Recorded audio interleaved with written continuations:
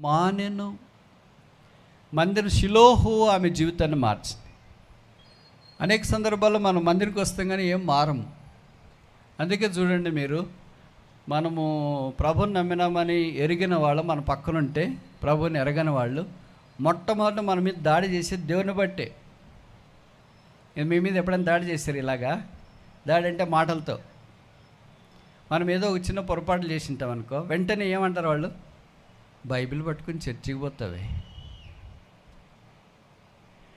ఇట్టెట్టు మాట్లాడినావు, ఇట్టెట్టు చేసినావు అంటే బైబిల్ పట్టుకొని చర్చికి పోతే ఇది చేయకూడదని మనకంటే వాళ్ళకి ఎక్కువ తెలుసు.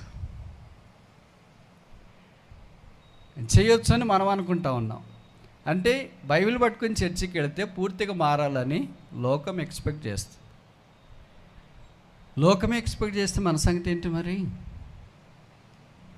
అందుకే మనం తప్పించుకోవటానికి వాళ్ళతో ఏం చెప్తామంటే, బైబిల్ పట్టుకొని చర్చికి పోతే